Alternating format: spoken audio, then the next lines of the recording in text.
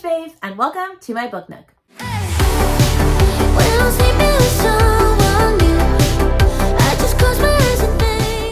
For those that are new around here, the name's Randy Barton. I'm an elementary music teacher. I also read books, and I read all different types of books of varying genres and things. I don't like to just stick to one. Thrillers are my favorite, but I also read a lot of other stuff. So if you're interested in that, stay tuned, like and subscribe. We have videos every Sunday, and then Wednesday when I get around to it. All right, let's dive in. In today's video, we are going to be doing the one with my July TBR. It is my friends themed TBR challenge. This is our 7th month of doing it. I can't believe it. It's going by in the blink of an eye. And I'm not going to explain how this works because I've already explained it like 5 times before, but the rules have finally solidified, thank God. I will share the videos down below if you want to catch the first one. But basically, I roll 5 times, I read the prompt, I see what book I'm going to read, and then I do a lightning round at the end to see if I have to do another book or not. But before we do any of that, we got to check in on the books I was supposed to read. And it's interesting. So it's June, right? I don't teach because I am a teacher, like I said. And so I thought I was going to read more books. And actually what happened is I read significantly less. At this point, the day that I'm filming it, it is the 23rd and I have read 6 books. And none of them were the books I was supposed to have read so far. Now, that's not saying that I couldn't read them soon. For example, I'll tell you the 5 books I had to read, and I didn't read a single one of them. I was supposed to read Black Girls Must Die Exhausted. I'm not even a little interested in reading that, so that one's a dud. I was supposed to read Set on You. I just got the audiobook hold today, so I actually will probably get to that by the end of the month. I was supposed to read Split Tooth by Tanya Tagaq. I didn't get to that, but that's a really short book. I was thinking maybe I could read that on the airplane because I'm going to Maryland in a couple of days to visit my family. I'm supposed to read Anxious People, and I'm just not going to get to that this month. And then I'm supposed to have read The Song of Achilles, and I just got the audiobook release hold for that as well. So hopefully by the time you actually see this video, I will have read 3 of the 5. But at this current moment that I'm filming it, I've not read any of them. And this was my worst month. But you know what? I'm on summer break. I've been doing other things instead of reading. It's wild. I know. I thought I was going to read more and I'm reading less. It's quite funny the way that that played out. Okay, anyway, so now what we're going to do is we are just going to dive into my rusty, trusty board. So let me get it a little more in focus. And I'm going to roll the die. Sorry, it's not exactly perfectly straight. Let's try and fix that. Oh, did that fix it? That did. Okay, I'm going to roll the die, see what number I get, see what color I get, see if I can make it work for a book that I already want to read this month. And here we go.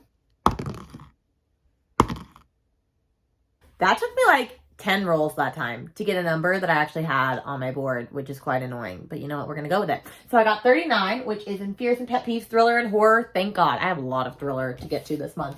And I have a yellow prompt. So let's see if the cards are in my favor. All right, here we go. Read a book by 2 authors. I think I only have 1 thriller book that fits that category. So I'll be back. Well, I only have 1 book that, actually I had 2, but it's by the same people. So I had 1 set of authors that I could choose from. And I'm actually kind of excited about this because it is a book of the month. I wanted to read it soon. It's a new release for this year, and that is The Golden Couple by Greer Hendricks and Sarah Pekkanen. So that is what I'm going to be reading for that prompt. And so this one says it's about wealthy Washington suburbanites Marissa and Matthew Bishop. They seem to have it all until Marissa is unfaithful. Beneath their veneer of perfection is a relationship ridden by work and a lack of intimacy. Marissa wants to repair things for the sake of their 8-year-old son and because she loves her husband. Enter Avery Chambers. Avery is a therapist who lost her professional license, but it doesn't stop her from counseling those in crisis, though they have to adhere to her unorthodox methods, and the Bishops are desperate.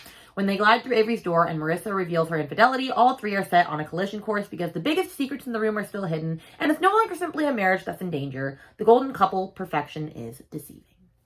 So, it sounds really good. I've heard mixed things about this. Some people said it was really great. Some people said it was just kind of in the middle of the road. I feel like a lot of books are just mixed perspective nowadays.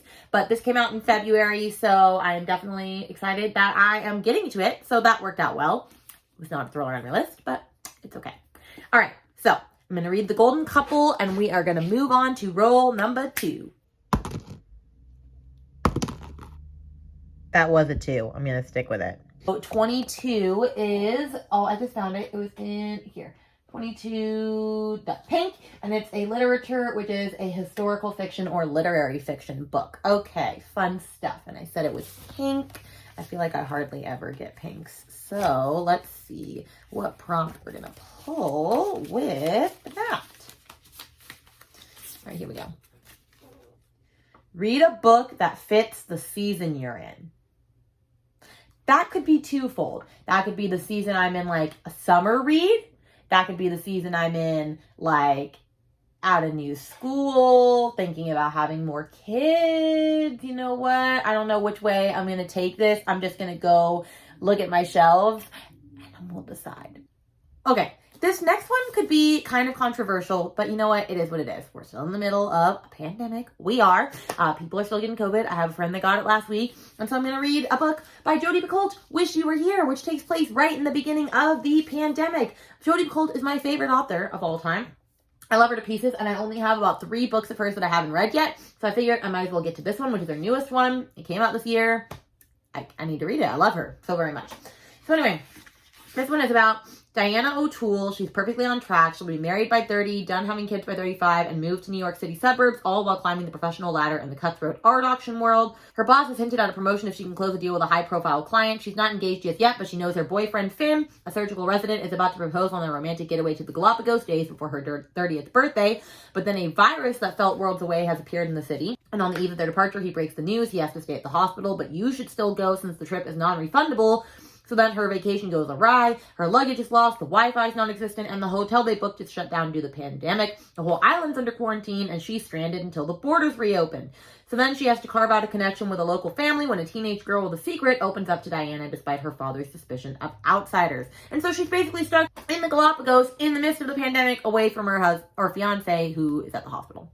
So, yeah, I'm excited to read this. I love her so very much. Honestly, I love her books. Like, they're just fantastic. And I'm so glad I get to read one. I haven't read a book from her in a long, long time. In my office, I used to have all my Jodi Picoult books up there, but I moved them recently and they're all in my room. I just love her so much. So I'm sure this is going to be a real treat. And I'm really glad I finally get to read this. All right, on to roll 3.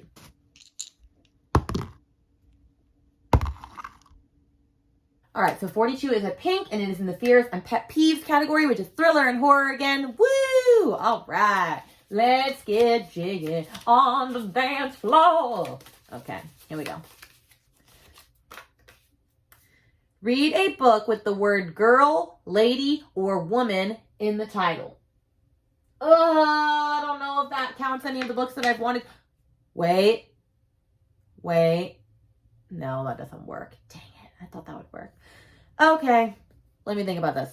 Okay, so I was kind of hoping that, like, I'd be able to find one that I was already going to be reading, but I'm not. However, I did get to pick a book that is on this bookshelf, which I categorized as books that I want to get to sooner than later, and so it worked out. And so the thriller book that I'm going to be reading is The Girl in 6E by A.R. Tourette, and this actually was one of the books that I read about a month ago, the first chapter, and when I did try a new chapter with thriller books, and this was one of them because I've been wanting to get to this book for a while. So I'm really excited to get to it. The back hardly says anything. It just says, my life is simple as long as I follow the rules. 1, don't leave the apartment. 2, never let anyone in. 3, don't kill anyone. I've obeyed these rules for 3 years, but rules were made to be broken. And so all I really know is it is about a girl serial killer that she has to lock herself in her house all the time so that she doesn't go about killing people. And I'm guessing one day she, like, opens the door and, like, chaos ensues? I don't really know. But Haley Hughes, who we all know I love, we always hear about the same people over and over, is obsessed with this book. It's one of her favorites. So I definitely feel like I should get to it. I know Gabby read it a little while ago, Gabby Reads, and she did not really love it. But I think I'm probably going to enjoy it. I loved the first chapter. It was only 6 pages long. And yeah, so I'm excited to get to this cute little thriller. And I believe it is the start of a series. So I'm actually kind of excited for that. But do I need to start another series? No, but it is what it is. All right, on to roll 4. Well, I'm getting all pinks today, but now we are on It's All Relative, which is sci-fi and fantasy. So that's kind of exciting because I do have some fantasy or sci-fi ones that I would like to get to sooner than later. So let's see which one I'm going to get today. Read a book with a 1-word title. Ooh, I think I know which one. Let me go get it. Okay, honestly, this one was a lot harder than I expected. There were a bunch of books on my really want to read shelf that I could have picked for this that were 1 word that I was not expecting. Although one of them I'm probably going to put on my TBR anyway, so when you see it there. But the one that I picked for this is Pure in a Sea by Susanna Clark. I'm very excited to get to this. I've been wanting to read this for a hot minute. However, one of my friends from my local book club literally just trashed this, said it was the worst book she's ever read. She didn't even give it a star. She said it made no sense and no point, and so I'm a little hesitant on that regard. But I do know we have different tastes in books, so I think I might be okay. But yeah, this one, I don't know. It just speaks to me. It has like the little centaur dude on it. It says, Pure in a Sea's house is no ordinary building. Its rooms are infinite, its corridors endless, its walls are lined with thousands upon thousands of statues, each one different from all the others. Within the labyrinth of halls, an ocean is imprisoned. Waves thunder up staircases, rooms are flooded in an instant, but Pure in a Sea is not afraid. He understands the tides as he understands the pattern of the labyrinth itself. He lives to explore the house. There's one other person in the house, a man called the Other, who visits Pure in a Sea twice a week and asks for help with research into a great and secret knowledge. But as Pure in a Sea explores, evidence emerges of another person and a terrible truth begins to unravel, revealing a world beyond the one Pure in a Sea has always known. And I love what it says up here from the New York Times bestselling author of Jonathan Strange and Mr. Norrell, an intoxicating, hypnotic new novel set in a dreamlike alternative reality. I don't know. I mean, look, this book just looks cute. Oh my gosh, I've never looked at this. Oh, I love this. Oh my gosh. You know what? You learn something new every day. This is probably one of the prettiest books I own. So if it's not a good book, I'm going to be a little bit saddened by it. Okay? Okay. So we're going to read it. It's only like 240 pages, I believe. Something like that. Yeah. I think it's going to be cute. Okay. Roll 5.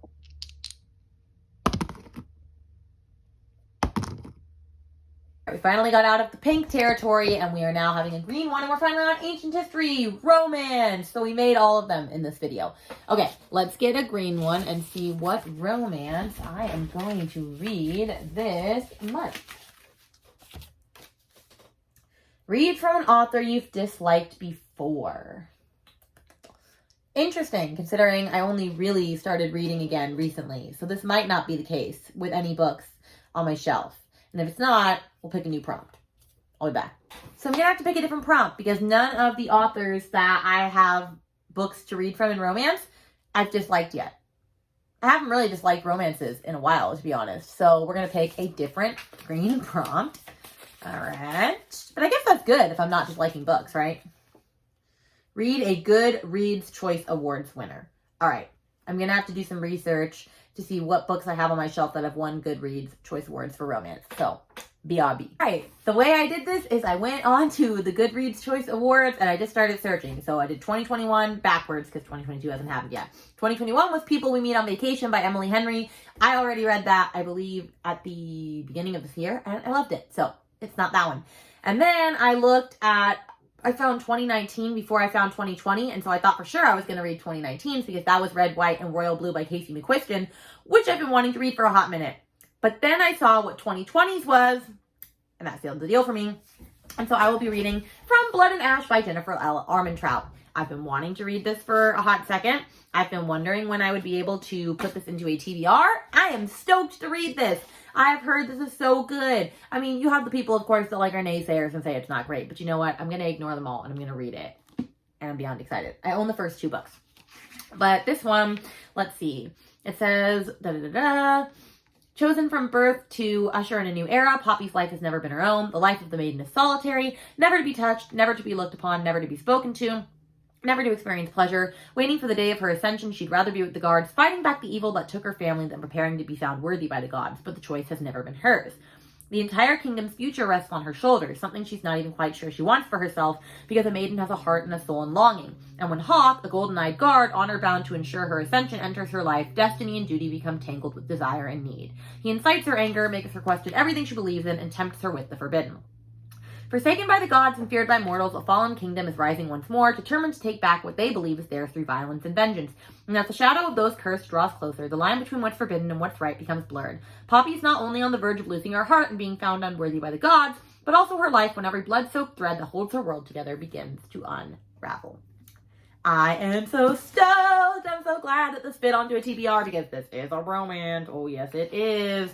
Oh, I'm so excited. Am I excited, though, that it's almost 500 pages? No. But, woo! Excited for this. I actually am really loving this stack so far. I'm not going to lie.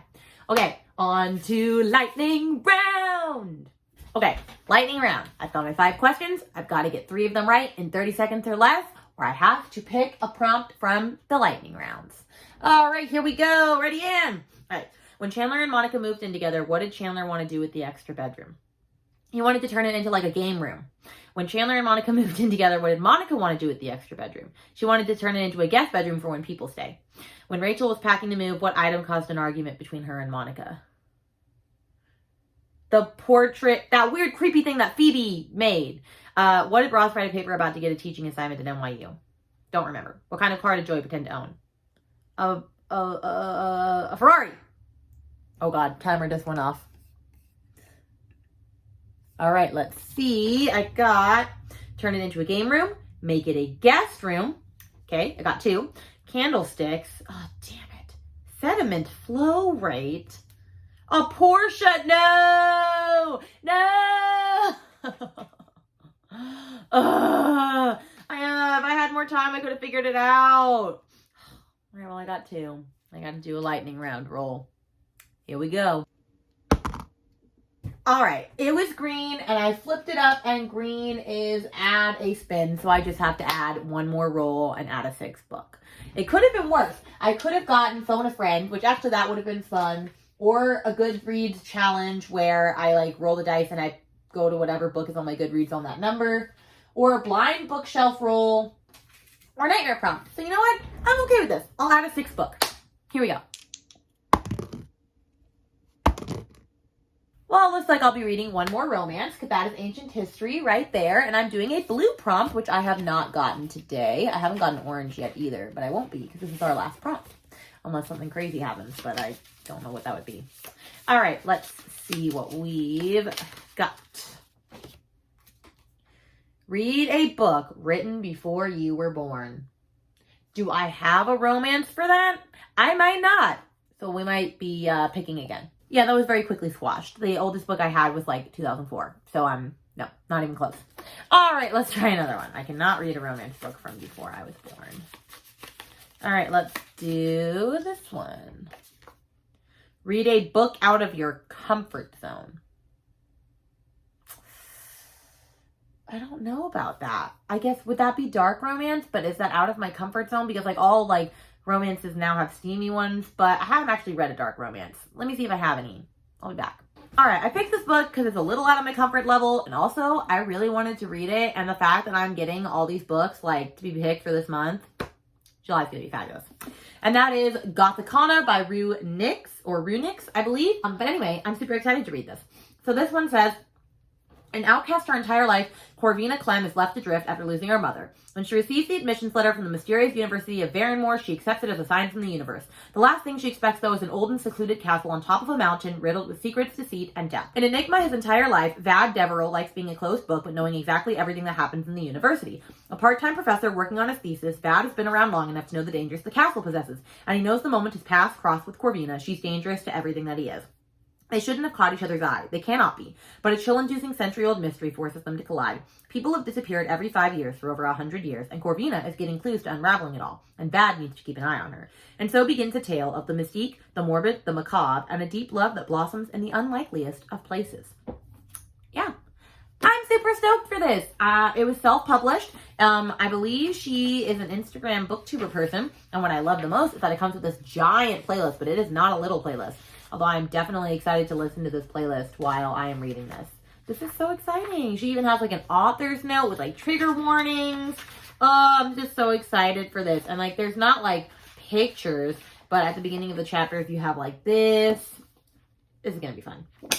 So stoked. Let's see my stack. It's a pretty hefty stack, but I am honestly excited about every single one of these books. And this is the first time that I've been excited about every single book in this stack. It worked out so perfectly. I cannot wait for this.